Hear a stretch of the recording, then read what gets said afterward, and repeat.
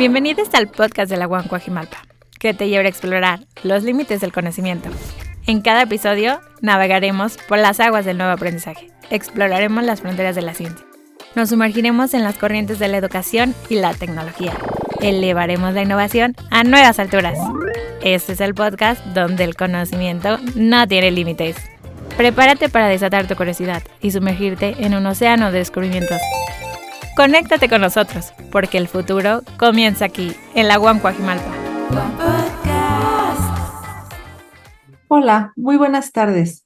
Es un gusto para la Coordinación de Innovación de la UAM Coajimalpa darles la más cordial bienvenida a nuestro quinto ciclo de conferencias sobre innovación educativa, inteligencia artificial aplicada a la educación, el cual forma parte de nuestro programa de capacitación docente trimestre 23P. A través de la Jefatura del Proyecto de Innovación Docente, les agradecemos mucho por acompañarnos el día de hoy. Nuestro quinto ciclo de conferencias sobre innovación educativa está enfocado en abrir espacios para el análisis y la reflexión sobre el tema de la inteligencia artificial aplicada a la educación. Como sabemos, es un tema que ha generado controversia por la rapidez con la cual avanza y los retos que impone a las instituciones educativas, docentes y alumnos. Esperamos que este espacio sirva para reflexionar, compartir conocimientos y experiencias que nos permitan generar nuevos enfoques y propuestas de aplicación de estas herramientas en el ámbito educativo. En la conferencia del día de hoy abordaremos el tema la interacción entre los humanos y el algoritmo. Nuestra conferencista de esta tarde es la licenciada Alexia Celeste López Apoy, quien es especialista en creación de contenidos enfocados en la Web 3.0. Ha sido parte de proyectos, empresas y comunidades como Bankless DAO, Platzi y Criptoamigos LAT, entre muchos más. Actualmente es fundadora de Criptocuriosas, comunidad de mujeres en la Web 3.0, Aprende, Facilita e Inspira y Exposound. Organizadora de eventos con alcance internacional y experiencia en el área de manejo de social media. Versátil y apasionada en las áreas del conocimiento, escritora nata, editora de ensayos, discursos y artículos académicos. Sus intereses preferidos son la tecnología blockchain y filosofía política. Licenciada Alexia, es un gusto que nos acompañe esta tarde. Adelante con su exposición. Muchísimas gracias por la invitación, por la presentación. Creo que esos espacios son muy necesarios, como mencionan, para todo el cambio que estamos viviendo ahorita tecnológicamente.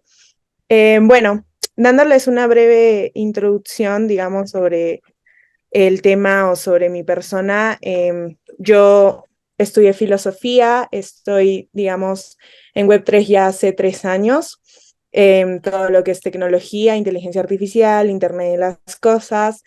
Muy honestamente, mi primera impresión cuando supe de todos estos temas fue bastante recelosa. Como alguien que viene de humanidades, dudé muchísimo sobre la interconexión que estaba habiendo entre humano y entre Internet y no sentía que estábamos listos.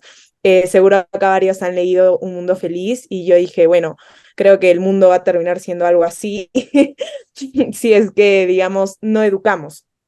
Y esa fue la razón por la cual yo me comencé a involucrar en la tecnología, porque si bien al principio no estaba tan de acuerdo con todo lo que implicaba o me dio cierto miedo, luego me di cuenta de que era algo inevitable, en realidad, de que igual cuando se vuelva accesible para el ser humano, va a ser algo que todo el mundo va a terminar utilizando y que nos guste o no nos guste, va a pasar. Y que por eso era importante que la única forma en la que podíamos guiar un poco el camino de todo esto iba a ser a través de la educación. Y fue la razón por la cual yo me metí en todo este mundo. Además, también cabe resaltar de que siempre que hay un movimiento revolucionario, en este caso es un movimiento principalmente revolucionario financiero, hay un impacto cultural y un impacto social. Y siempre que hay como, no sé, cada vez que ha habido, por ejemplo, la revolución industrial o algún movimiento significativo humano, hay un grupo de personas intelectuales o de humanidades que están detrás y son quienes están impulsando, examinando las ideas y quienes dirigen desde un punto de vista sociológico pues a la masa. Entonces me sentí cierta responsabilidad de por medio ya que en realidad no hay muchos filósofos que estén hablando de esto, menos en Latinoamérica. De hecho, conozco algunos filósofos, los he leído, pero son de Alemania, de Francia, de Estados Unidos, de Suiza, y no hay en Latinoamérica. Y pues son realidades muy distintas, porque si bien todo este cambio tecnológico implica principios que ya vamos a ver en la exposición, como quizás privacidad de datos, más respeto hacia el individuo, etcétera, también puede resolver muchas necesidades básicas de, digamos, la gente que vive en Latinoamérica. Entonces, enfocarlo hacia eso también es muy importante. Sin embargo, hoy día vamos a hacer una charla un poco más filosófica, un poco más sobre los principios, sobre cómo está afectando las formas de organización que se conocen en los seres humanos, cómo está afectando, por tanto, en, digamos, temas de sesgo y algunas problemáticas que se están presentando y que pues es interesante poder experimentarlas. Bueno, primero les quiero dar un poco de contexto de qué trata todo esto. En sí, conocemos, digamos, ahorita lo que nosotros conocemos, las redes sociales, vendría a ser Web 2. Web 1 nace con Internet, nace de la forma más básica, en donde uno, por ejemplo, tenía el acceso hacia poder ver la información a través de la pantalla de la computadora, pero no tenías ningún poder sobre qué estabas viendo, estaba sumamente centralizado. Luego cambia, digamos, con todo el tema de las redes sociales a lo que conocemos ahorita, y pues se da una problemática sin que nos damos cuenta en ese proceso, que es el hecho de que perdemos la privacidad de nuestros datos, ya que se comienzan a mercantilizar. Si bien al principio aplicaciones como Facebook nacen con la intención de poder conectar personas a nivel mundial, en el proceso se dan cuenta de que pues el tema de nuestros datos, de qué nos importa, qué nos gusta, qué no nos gusta, era muy valioso para las empresas y se comienza a lucrar con ello.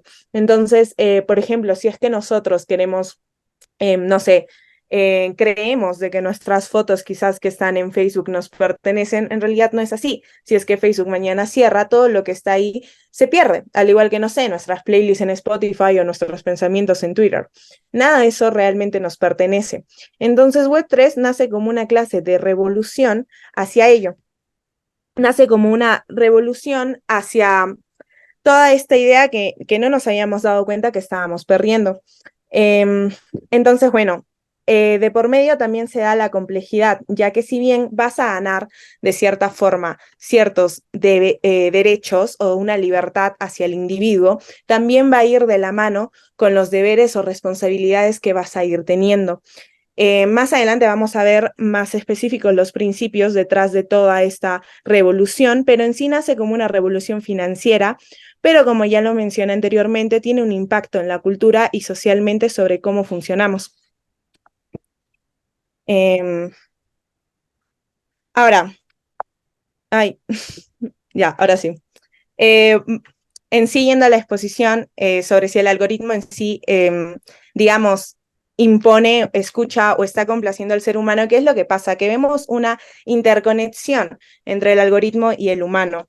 Se crea la pregunta de quiénes somos nosotros usando el algoritmo, ya que realmente no es quiénes somos, sino quiénes queremos que el otro vea que somos. Cuando tenemos una identidad virtual, estamos buscando mostrar ciertas partes nuestras. En sí lo hacemos en el día a día, pero vemos más control sobre ello al hacerlo de una forma virtual. Esto nos causa cierta urgencia por querer demostrar algo, ya que hay una competitividad en las redes sociales.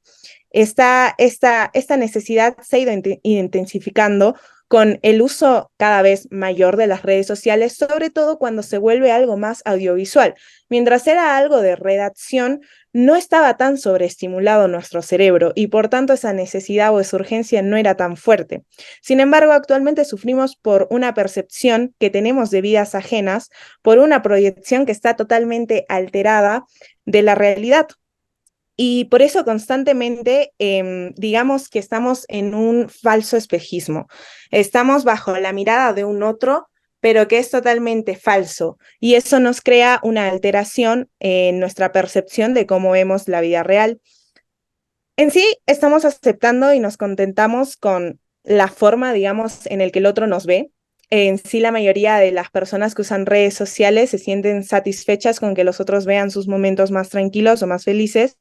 Incluso, aunque en realidad esto no refleja una realidad y es totalmente engañoso y es totalmente dañino a la larga, porque nos estamos acostumbrando a ver una realidad que no es la realidad objetiva como tal y que por tanto nos hace llegar a comparaciones en donde nos afecta a niveles personales y por tanto psicológicos.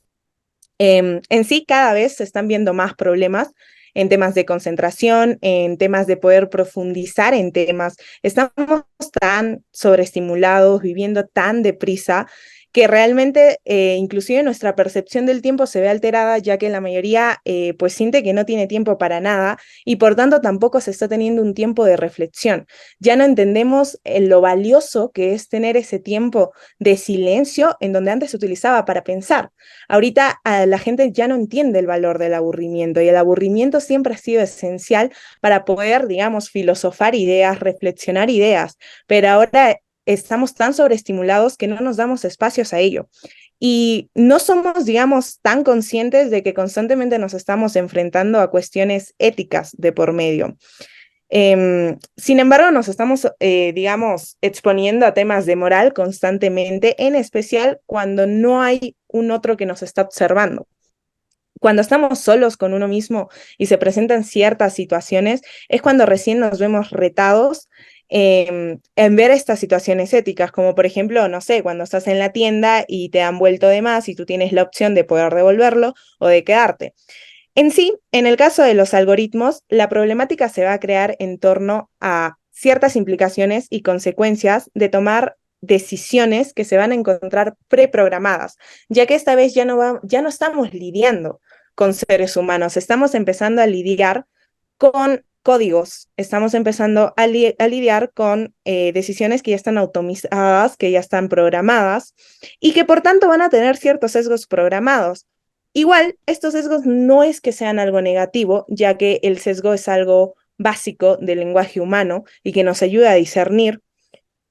Sin embargo, definitivamente se están planteando interrogantes alrededor de temas ya de justicia de los humanos y evidentemente también de la equidad que se va a ver.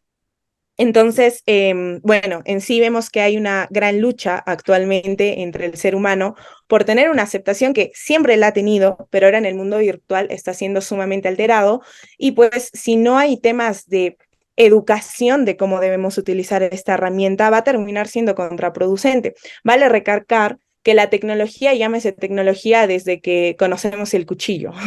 Tecnología es todo lo que ha acompañado al ser humano que le facilita las tareas. Entonces no viene la tecnología desde la invención de Internet. Y al igual que, por ejemplo, el ejemplo de un cuchillo, tú lo puedes usar para algo negativo como algo positivo, pero todo va a recaer en la educación que se vaya a dar de este tema. Bueno, el pensamiento crítico claramente se está perdiendo un montón y para darles un poco de contexto, un echo chamber es una cámara de eco. ¿Qué es esto? Básicamente, como el algoritmo está buscando hay una interconexión, ¿no? El algoritmo va a buscar, digamos, complacernos a nosotros para maximizar nuestro tiempo en pantalla, pero al hacerlo nos va a dar a cambio cosas que a nosotros evidentemente nos guste y haga que estemos más tiempo y cada vez más pegados en ello. Entonces, ¿esto qué va a terminar dando? Que se cree una cámara de eco. Esto significa que vas a ver simplemente información con la que tú vas a estar de acuerdo, te va a agradar gente que opina igual, que va a reforzar tus ideas, pero no vas a ver la contraparte. Entonces vas a estar viviendo en una realidad totalmente alterada, virtual, en donde cada vez vas a creer que tú tienes más la razón, porque te vas a estar encerrando en ese mundo. En sí, sabemos de que el cerebro va a buscar siempre lo más fácil o lo más sencillo para poder, digamos, sobrevivir. Entonces, va a ser mucho más sencillo para nuestro cerebro el no cuestionar y simplemente consumir lo que nos está otorgando la razón a nuestros pensamientos, a nuestras ideas, en vez de poder consumir lo que las está retando, lo que las está desaprobando, ya que eso va a requerir un mayor esfuerzo por nuestra parte.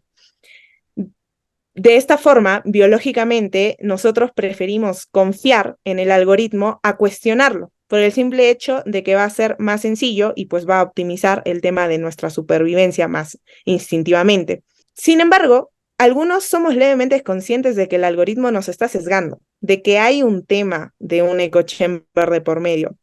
pero realmente no estamos entendiendo lo que significa la consecuencia de no estimular nuestro pensamiento crítico. Como ya seguramente la mayoría sabe, el pensamiento crítico es una herramienta reflexiva que se ha usado en el desarrollo de la sociedad como la conocemos, que nos ayuda pues a organizar nuestros pensamientos, nuestras creencias, nuestras ideas. Y actualmente su papel, al igual que en todo el desarrollo de nuestra historia, tiene una gran importancia en dirigir cómo es que nos vamos a seguir organizando y cómo es que organizamos nuestras ideas, creencias, pensamientos como sociedad. Em, Ahora, si nos encontramos en un entorno en donde solo se van a validar las opiniones, las perspectivas que sean netamente similares a las nuestras, y esto nos va a limitar a poder explorar ideas nuevas, a poder explorar puntos de vista totalmente diferentes, nos vamos a crear en sí un nuevo problema que nunca se ha visto, porque antes al menos teníamos opción a la discusión o al debate. Sin embargo, eso se está perdiendo sumamente. Las generaciones cada vez más nuevas no les gusta el conflicto, no les gusta que piense uno diferente, no les gusta ese confrontamiento intelectual. Y por tanto, en realidad tampoco, aunque se diga que hay más aceptación, no está habiendo aceptación en la diversidad de las opiniones. Cada vez, bueno, en sí es normal de que todos desarrollemos sesgos, pero esta falta a la exposición de diferentes perspectivas va a limitar, queramos o no, la empatía hacia nuevas experiencias, hacia desafíos de otros grupos, de otros individuos. Reforzar nuestras creencias nos está llevando a una polarización en las opiniones y a una falta de comprensión, y por tanto está causando, aunque no lo parezca y aunque no sea la intención, un aumento en la división social. Y esto se da constantemente, así como lo mencioné hace un rato, que por ejemplo la creación de Facebook, si bien podía tener la intención de conectarnos a nivel mundial socialmente, terminó dando algo contraproducente, que fue la venta de nuestra privacidad, de nuestros datos. Y en este caso, si bien se está buscando en realidad una mayor aceptación, lo que se está logrando es una división social, porque no aceptamos a las personas que tengan una opinión distinta a la nuestra, porque ya no nos estamos enfrentando en situaciones micro a ello. Por eso, en situaciones macro va a ser más difícil el poder aceptarlo. En sí, en nuestra época, cada vez está siendo más dejado de lado el pensamiento crítico. Esto se ve inclusive en currículas de universidades a nivel mundial que están sacando filosofía como como un curso básico. Entonces, eso es sumamente indignante, porque se está perdiendo, digamos, la cultura del reflexionar, del cuestionar. Nos estamos demasiado acostumbrando a la sobreinformación, a la sobreestimulación, y esto crea un problema. Y si bien antes el problema, digamos, al acceso a información era el tema de que justamente no teníamos acceso a la información, si no lo tenía una élite, ahora el problema es que tenemos demasiado acceso a la información y no sabemos discernir entre qué es lo que nos conviene y qué es lo que no. Nos estamos volviendo totalmente dependientes a lo que nos produce mayor dopamina, y esto está causando síndromes en nuestro cerebro, ya que actividades básicas como quizás levantarte de la cama cada vez se vuelven más difíciles, porque tu cerebro está botando tanta dopamina cuando estás mirando un video de TikTok que se acostumbra a esa sobreestimulación. Entonces, para hacer cosas básicas necesitas más dopamina de la que tu cerebro va a segregar. Y por tanto, esto lo que nos está haciendo biológicamente es que nos volvamos adictos a ya no pensar. Entonces, bueno, en sí, como les mencioné al principio, yo tuve mucho recelo cuando vi toda esta interconexión entre humanos y entre Internet. En sí, digamos, creo de que se crean muchas problemáticas que no muchos están dispuestos a, digamos, abordar. En sí, la cibernética como tal se enfoca en el estudio de los sistemas y de los procesos que implican la retroalimentación, el control y la comunicación de los humanos con las computadoras de una forma lógica. El objetivo que tiene, que me parece muy interesante ya que es un campo que sí se está dedicando a estudiar esta clase de problemáticas, es cómo los sistemas están funcionando, cómo se regulan y cómo se comunican entre sí, porque ¿qué es lo que está pasando? Que ahorita ya vemos de que, por ejemplo, con el Internet de las Cosas o con inteligencia artificial, ya no se está necesitando de un ser humano para que Internet se comunique entre ellos, para que la inteligencia artificial se comunique entre ellos. Entonces, en sí, digamos, entender estos sistemas, entender cómo se están regulando su funcionamiento, es sumamente importante. Em, en sí, ahorita lo que conocemos del algoritmo son los algoritmos de predicción.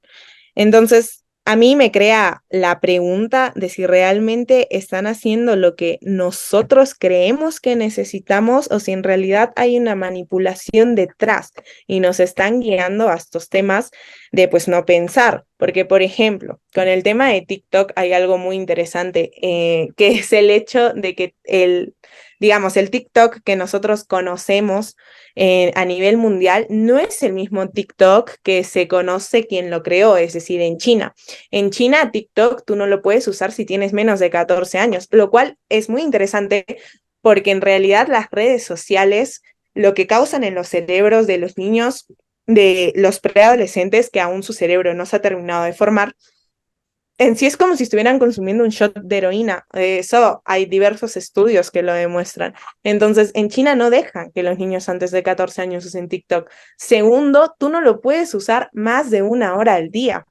Se te bloquea. Y tercero, el algoritmo que tú ves es muy distinto. Es un algoritmo que te muestra videos de cultura, que te muestra videos educativos, digamos, de temas de experimentos científicos, etcétera, no el algoritmo que nosotros, digamos, estamos usando.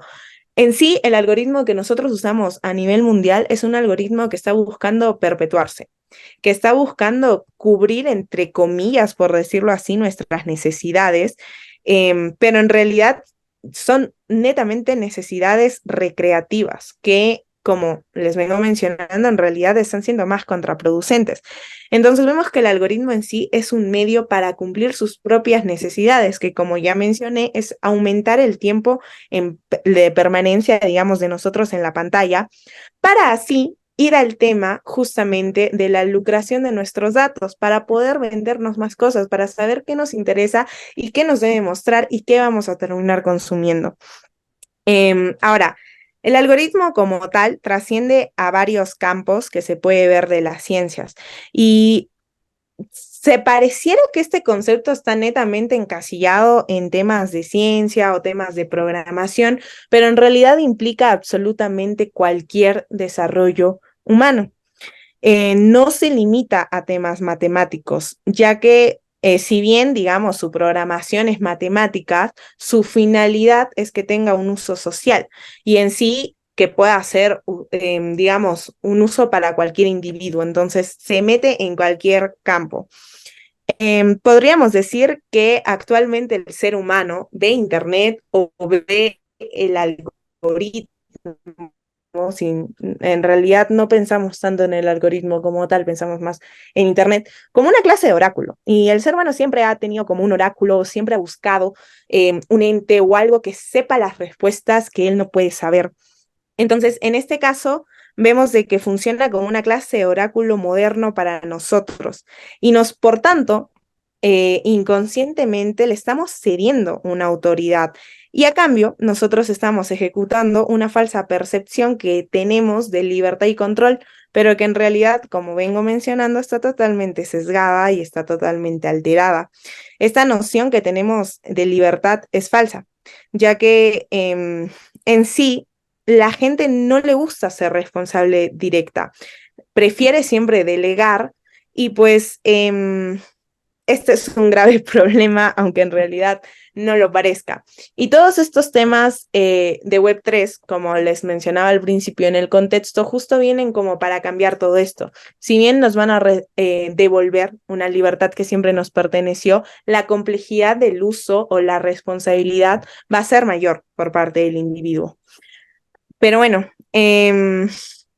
entonces, digamos, vuelve a darse como la pregunta, ¿realmente estamos listos para esta interconexión o se puede desarrollar una relación sana con el algoritmo? Digamos de que a mí me parece de que siempre nos quedamos absortos en nuestros pensamientos. Bueno, en mi caso, yo muchísimas veces como que me quedo jugando en mi cabeza, como con ideas, con situaciones falsas que nunca han pasado, dándole vida a toda esta realidad, pues que al final no existe.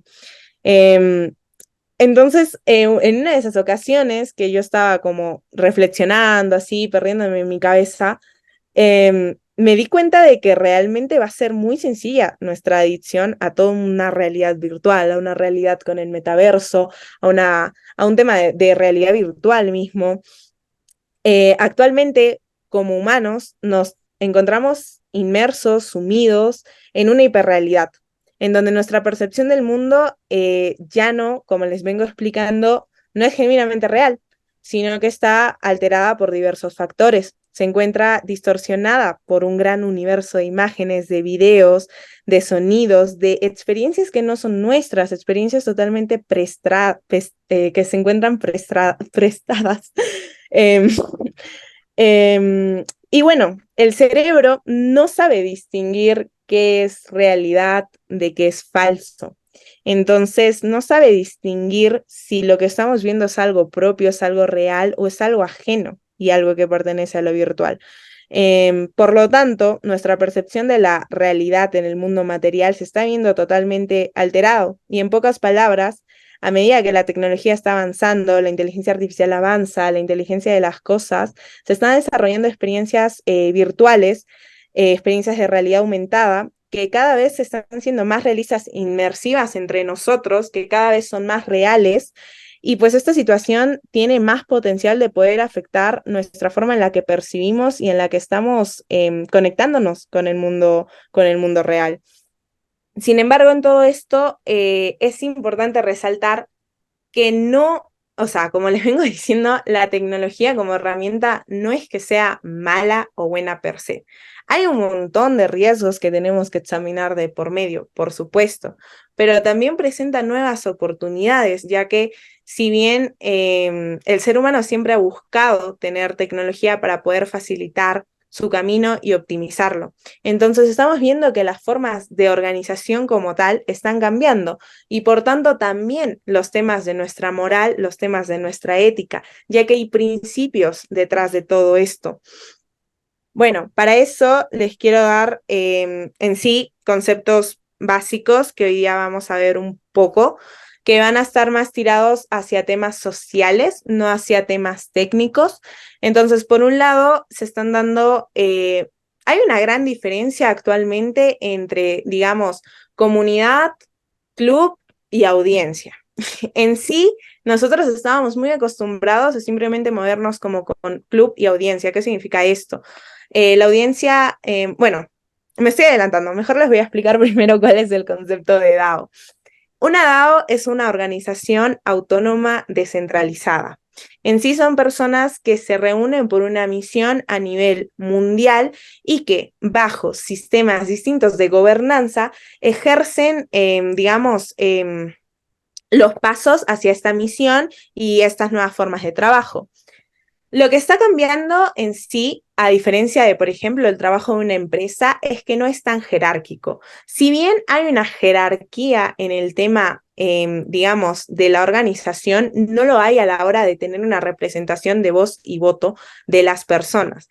Que yo tenga una jerarquía mayor que vos, digamos, dentro de la organización, llámelo como analogía empresa para entenderlo mejor, no significa que yo tengo mayor autoridad, ya que vos, al ser parte, digamos, del trabajo, del movimiento de esta empresa, tienes también un derecho hacia la dirección que va a tomar esta organización.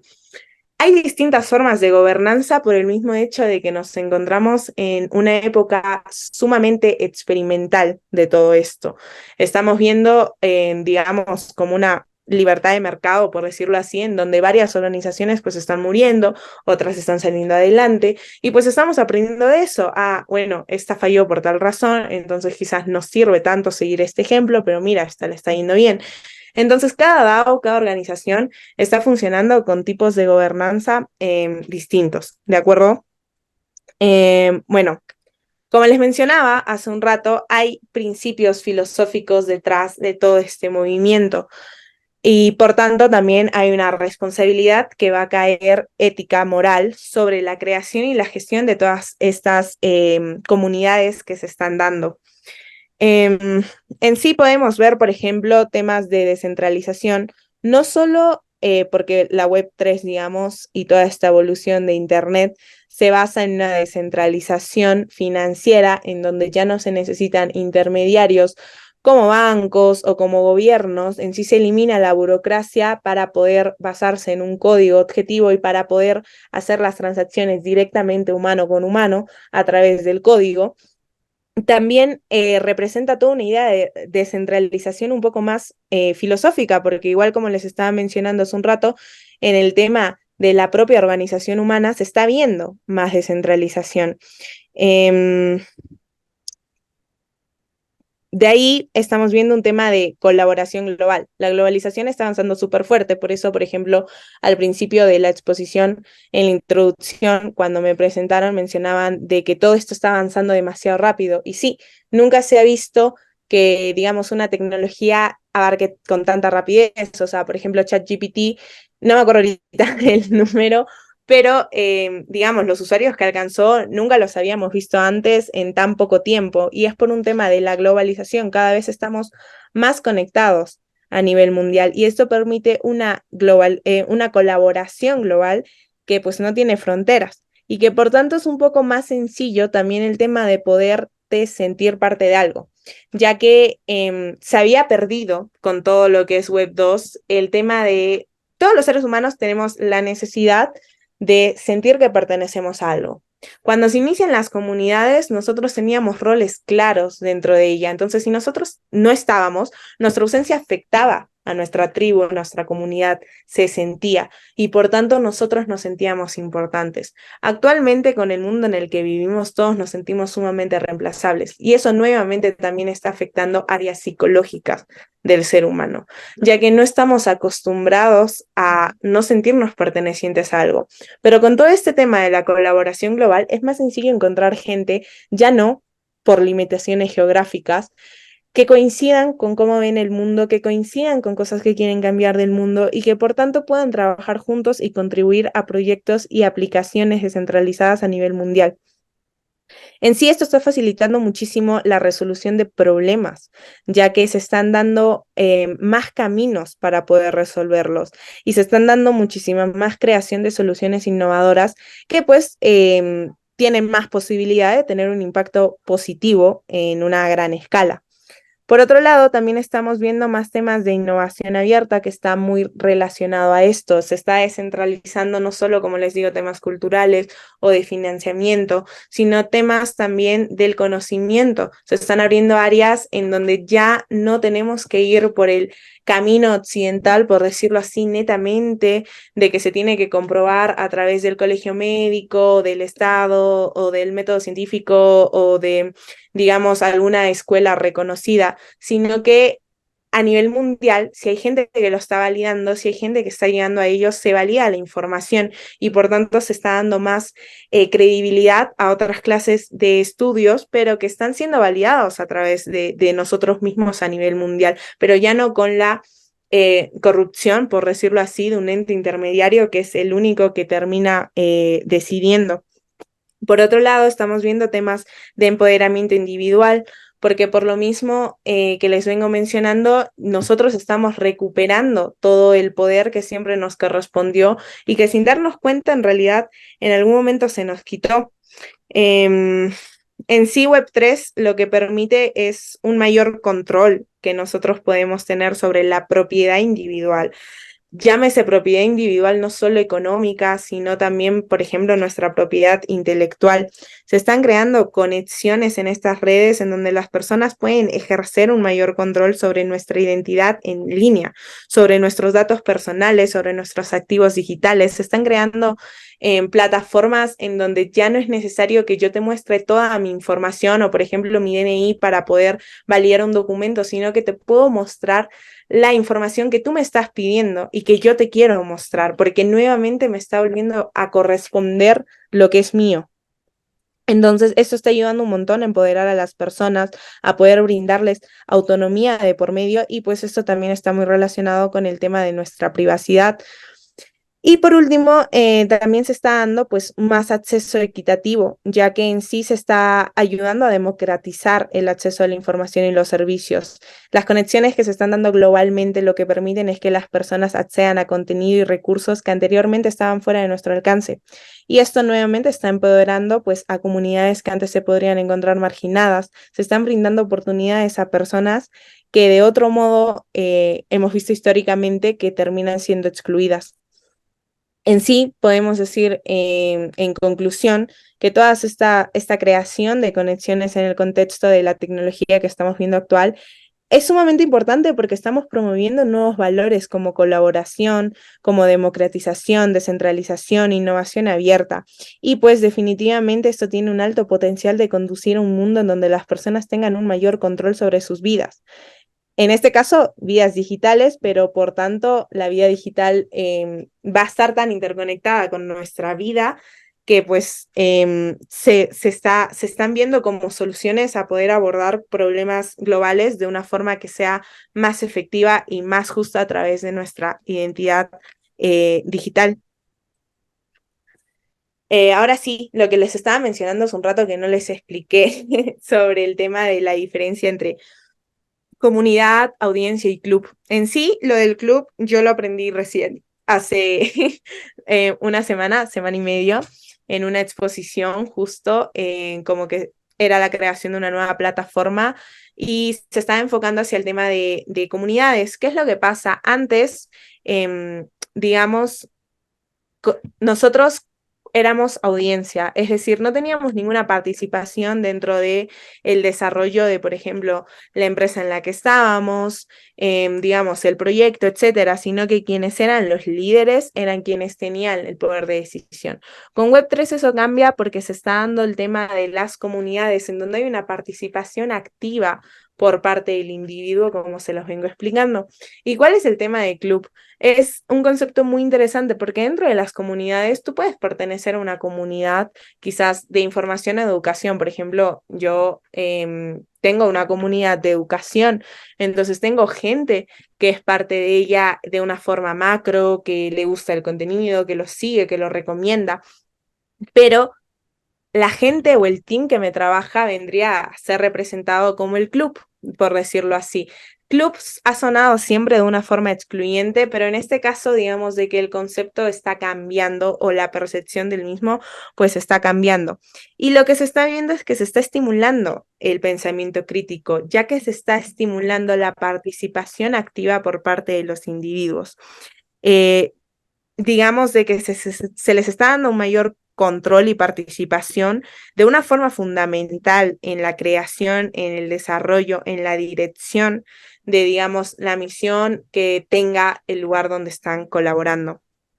Entonces, podemos decir en sí que Web3, digamos, con todas estas innovadoras tecnologías que está trayendo y también que van de la mano con temas de inteligencia artificial, con temas del Internet de las Cosas, digamos de que está revolucionando la forma en la que las organizaciones o los humanos nos organizamos.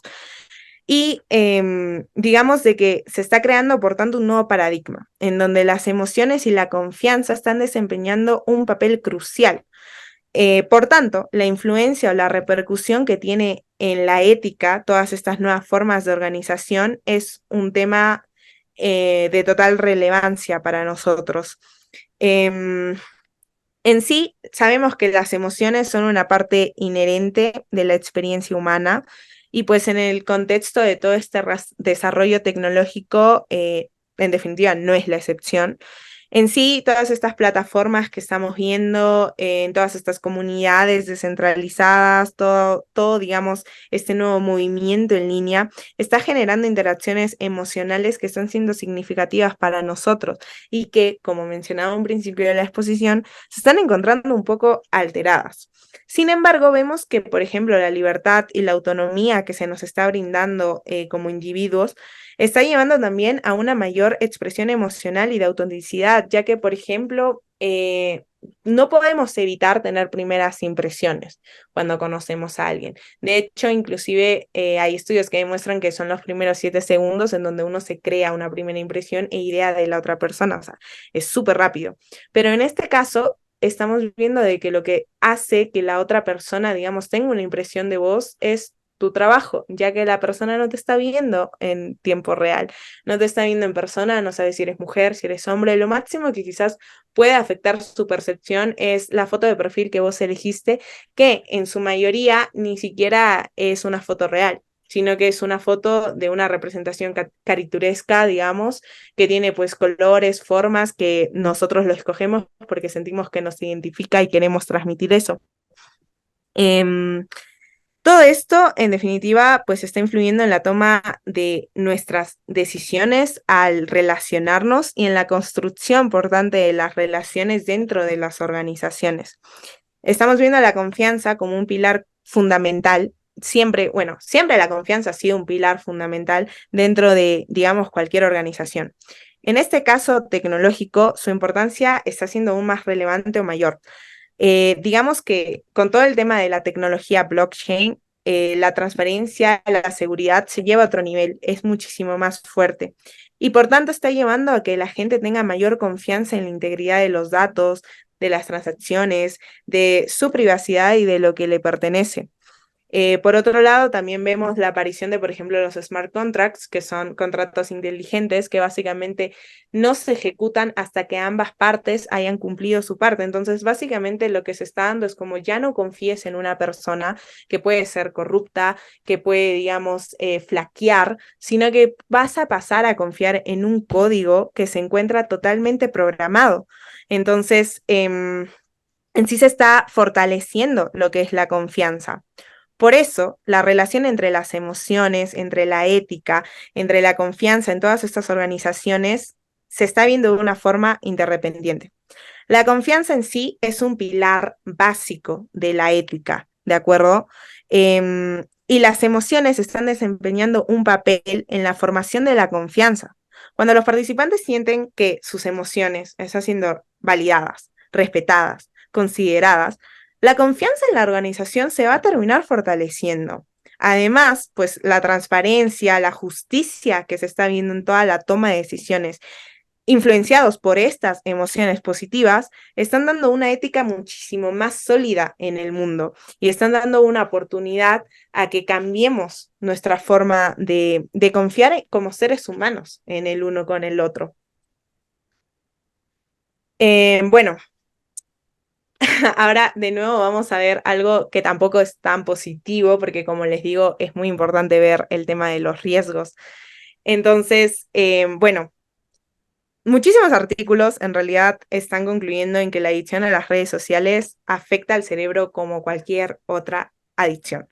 Por el tema que hace un rato, por ejemplo, les mencionaba de la serotonina, de cómo altera la dopamina, está dañando nuestro procesamiento del lenguaje, de nuestra concentración, atención, nuestras funciones ejecutivas, nuestras emociones, y este tema de la dopamina lo que afecta directamente es nuestro sistema de recompensa, que lo mencioné hace un rato, que es por el ejemplo que di, por ejemplo, de que no puedes hacer cosas básicas como, no sé, ducharte porque necesitas más dopamina y tu cerebro no la va a segregar.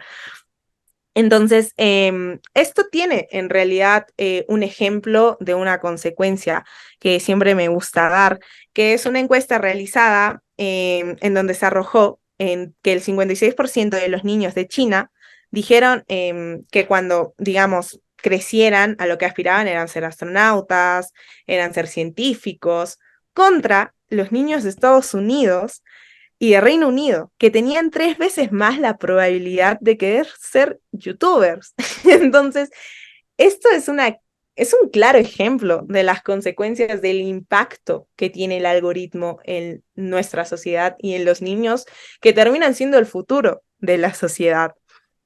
Y bueno, obviamente esto no se va a aplicar a todos los niños del mundo, pero claramente sí está reflejando una gran tendencia en las nuevas generaciones. Y por tanto, considero que es muy importante todos estos temas y estos espacios de charla, porque la única forma de poder evitar esto no es con regularizaciones en contra, no es con prohibiciones, porque la prohibición no lleva nada más que quizás una clase de morbo de cuestionarte qué es esto y de querer saber, digamos, o probarlo, o que la gente, digamos, igual lo termina haciendo por un mercado negro.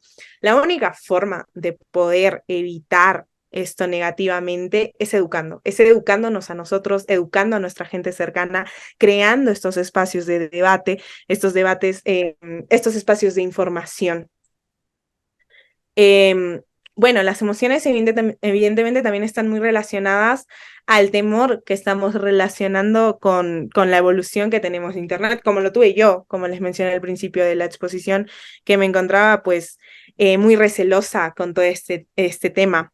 Sin embargo, yo me cuestioné por qué es que le tenía tanto miedo a que, por ejemplo, las máquinas puedan llegar a desarrollar emociones o igualen al ser humano, ¿no? Y en mi caso, que esto sí es como un poco más subjetivo, no tan como de estudio, sino creo de que fui consciente de que las emociones son lo único que de cierta forma distorsionan la realidad, lo que nos vuelve irracionales, lo que nos vuelve menos objetivos. Entonces se cae como todo este cuento que estoy contando de Web3 o este mundo tecnológico objetivo. Porque si, digamos, las máquinas llegaran a imitar nuestras emociones o a desarrollar unas propias emociones en algún momento, esto nos delegaría de poder controlar las decisiones que se den. Se van a crear, digamos, una clase de figuras, porque ahorita estamos de cierta manera creando como una nueva clase de conciencia sin darnos cuenta. En sí, nosotros estamos como jugando a ser dioses y esto pasa porque en un principio la ciencia se desarrolla de una base filosófica, es decir, yo partía de un porqué, partía de qué es lo que quería y luego veía cómo lo hacía. Sin embargo, actualmente los papeles se han invertido y primero va la ciencia y luego, si es que llega, va la filosofía. Y estamos haciendo las cosas porque podemos hacerlas, no porque hay un motivo. Todo este tema de los algoritmos que estamos viendo, estamos jugando a que, che, puedo hacerlo. Y luego de que lo hago, veo las consecuencias, veo qué está pasando y recién lo analizo. Entonces, crear todas estas figuras con capacidades superiores a las nuestras, de por sí ya es sumamente riesgoso, pero si le sumamos esa capacidad de sentir emociones, pues puede desencadenar una clase de ilusión, de percepción del libre albedrío y por tanto la subjetividad que tengan según sus propias experiencias harían que perdiéramos el control sobre todo este juego. Entonces, ese es un riesgo que a mí me parece muy fuerte y que por tanto recalco la importancia de los interesados o estudiantes en temas de humanidades, de sociología, de filosofía, en todo este desarrollo, porque se han dejado muy de lado desde hace mucho tiempo, pero en realidad su rol es sumamente fundamental. Bueno, en sí, sabemos que ya vamos a ir este slide es un poquito más técnico-filosófico, por decirlo así, pero igual no es tan difícil. Sabemos que lo que termina por determinar qué es lo bueno o lo malo siempre ha sido la subjetividad del contexto. No es que objetivamente el ser humano haya llegado a una conclusión de esto es bueno o esto es malo, siempre depende según la cultura en la que te encuentras. Normalmente se ha visto limitado por un tema geográfico. Ahora la limitación es pues, digamos, no hay una limitación, es virtual, ya que no hay estos límites geográficos que antes habían. Por eso es sumamente importante centrarnos en la programación que están teniendo los algoritmos, ya que al buscar ser lo más objetiva, sin importar el contexto, está representando un desafío. ¿Qué quiere decir esto? como les había dicho antes, constantemente tenemos, digamos, enfrentamientos éticos, morales, pero esto también significa que tenemos posturas filosóficas detrás y que nuestras decisiones frente a estos dilemas, pues parten de ahí. Nadie puede crear algo sin previamente creer algo. Entonces, existen dos corrientes principales en las que el ser humano se ha basado para determinar si nuestras posiciones son buenas o malas. Por un lado tenemos el utilitarismo, que en sí es consecuencialista, que lo que trata es de darle una mayor prioridad a una mayoría de las personas, parte de la idea de que no puedes complacer a todos. Entonces buscas minimizar el dolor de esa minoría que se va a ver afectada, buscando el bien mayor o el bien común. Parte de la idea de que si tu acto va a beneficiar al mayor número de personas, es bueno. Si no, pues es malo. Pero por el otro lado, tenemos la ontología, que en sí defiende de que todas las vidas tienen el mismo valor y este valor es totalmente único en sí mismo. Por lo tanto, no da espacio a comparación ni a mucho menos buscar una clase de bien público o bien común. No va a importar si beneficia a más o menos gente, sino que se debe buscar en el contexto que sea lo más justo posible, porque eso es lo correcto. En sí, esto, digamos, nos abre una incógnita filosófica tremenda en la tecnología, que es bajo qué postura vamos a programar nuestros algoritmos, porque se van a dar en algún momento situaciones como por ejemplo las del viaje del tren, ¿no? Este famoso dilema del tren en donde yo tengo dos vías, en donde hay 5 personas que van a morir y en el otro hay una, y digamos de que el tren se está dirigiendo hacia las 5 personas y yo tengo la opción de jalar esta palanca y de cambiar la dirección hacia una persona, pero eso me haría responsable, en cambio sí. No, digamos, actúo, no siento tanta responsabilidad por el medio porque fue algo casual que se dio.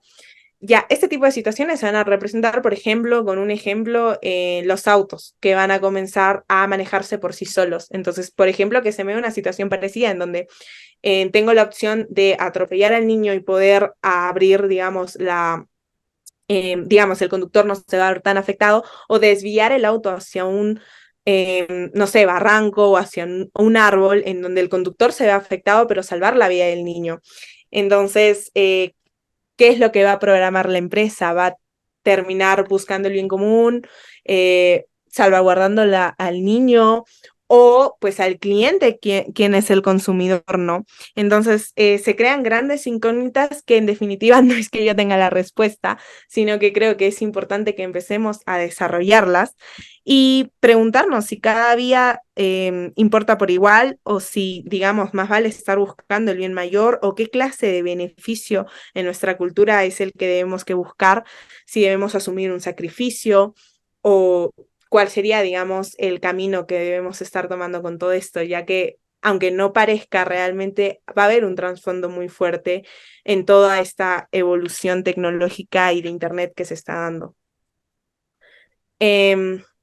Volviendo al tema, o bueno, siguiendo con el tema de los algoritmos, en sí vemos que los algoritmos representan de cierta manera la mente de la inteligencia artificial, ya que si la inteligencia artificial se basara únicamente en una comunicación, y esto tiene que ver con lo que estábamos hablando hace un rato sobre el sesgo, si se basara únicamente en una comunicación objetiva, en una comunicación matemáticas, se perdería la riqueza del lenguaje humano, ya que en nuestras, digamos, se perderían nuestras interacciones propias con la máquina, se verían limitadas.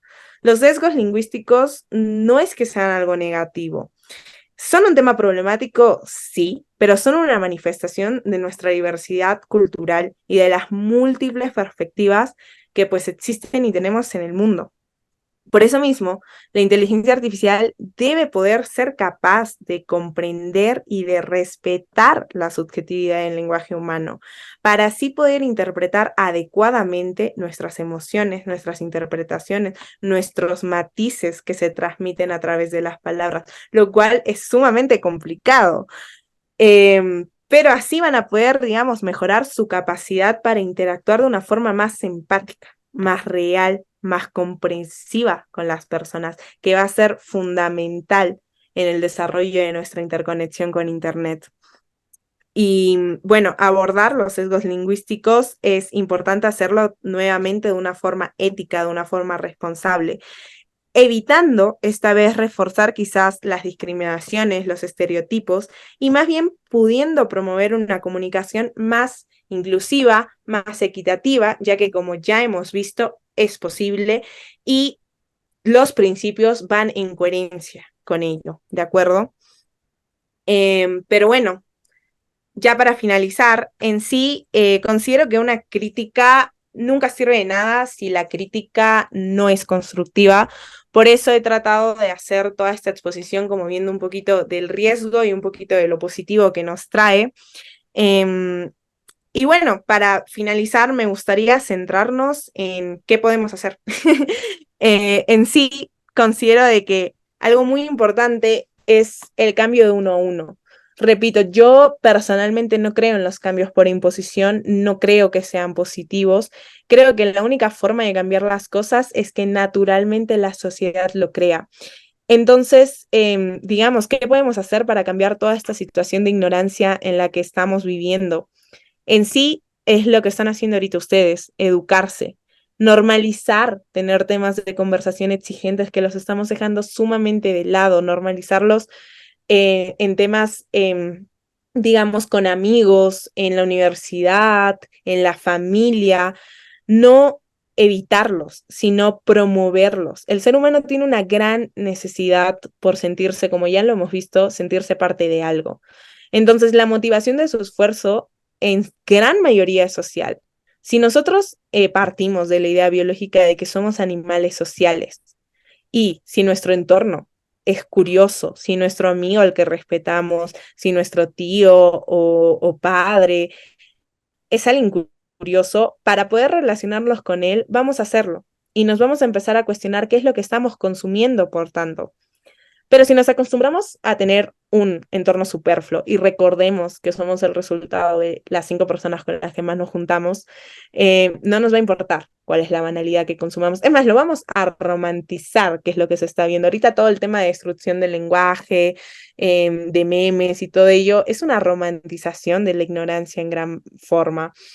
Entonces, considero de que hay muchísimo más poder en cambiarnos a uno mismo que buscar cambiar por imposición al mundo. Entonces, si nos cambiamos uno mismo, es más sencillo poder luego afectar y cambiar a nuestro círculo íntimo. Entonces, en vez de, digamos, buscar pertenecer a movimientos, en vez de buscar que alguien nos represente, hay que encontrar nuestros principios, hay que cuestionarnos quiénes somos, hay que cuestionarnos con qué estamos de acuerdo, con qué no, qué ideas defendemos.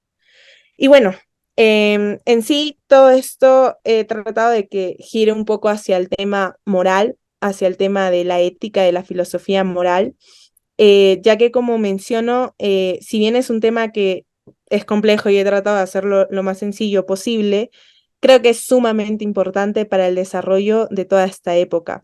Y si bien, como a mí misma me dio un poco de miedo cuando lo conocí todo esto, pensarlo a profundidad creo que nos abre caminos y oportunidades. Em, Voy a finalizar con un ejemplo que es como, por ejemplo, cuando uno va a la playa y ve de espalda al mar, tipo, sabes que no puedes ver de espalda al mar por un tema de respeto, por un tema de que te puede pasar algo. En este tema, yo creo que es igual con la tecnología.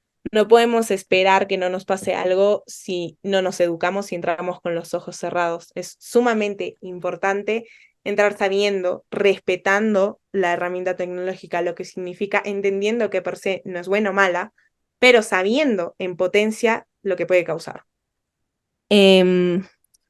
Bueno, estas son las redes sociales de mi comunidad, de la que soy co-founder, community builder, Criptocuriosas. Y bueno, también están mis redes sociales.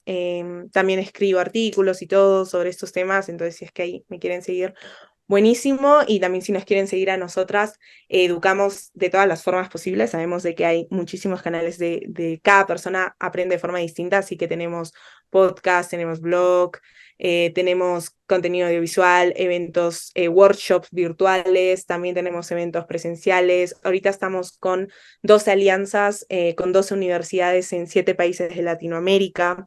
Entonces nos enfocamos mucho a la educación de todo este mundo tecnológico, tirado, digamos, hacia todos los canales que tiene. Y si bien nuestro team es netamente de mujeres, nuestra audiencia es totalmente mixta, así que cualquiera es bienvenido, bienvenida. Y bueno, eso sería todo. Muchísimas gracias a los que asistieron, a los que escucharon, y pues quedo atenta si es que hay alguna pregunta de por medio. Licenciada Alexia Celeste, muy interesante todo lo que nos ha compartido la tarde del día de hoy. Efectivamente, hay muchos temas que tocan a las humanidades respecto de la tecnología.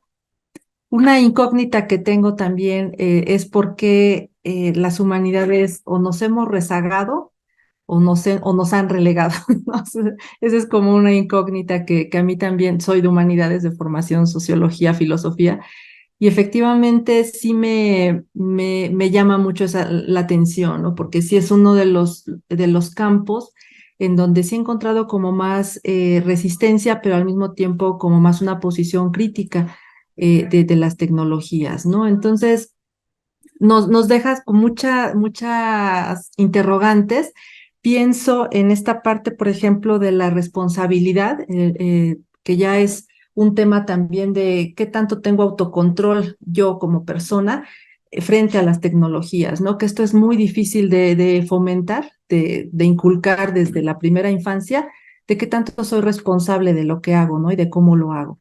El principio de la responsabilidad de Hans Jonas me parece muy interesante aquí como para vincularlo.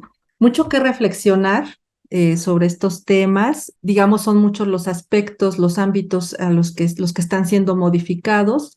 Y bueno, pues hay que ir viendo también cómo se nos presenta y cuál es, digamos, como el posicionamiento, por ejemplo, en este caso, desde lo educativo, de lo que podemos hacer, ¿no? O sea, cómo podemos enfocar, guiar, orientar todos estos cambios que se están presentando, como lo comentaba nuestra ponente, bueno, pues tratar de recuperar las cosas beneficiosas que tienen, que nos traen, y bueno, las cosas que son problemáticas, dilemáticas, también quizás la velocidad a la que avanzan estas tecnologías no nos dan el tiempo para reflexionarlas, ¿no? Que también de repente ya cuando estamos intentando plantear cuál va a ser un marco normativo, un marco ético de regulación, ya tenemos otras 3 nuevas aplicaciones que nos están diciendo que hay que avanzar para allá, ¿no?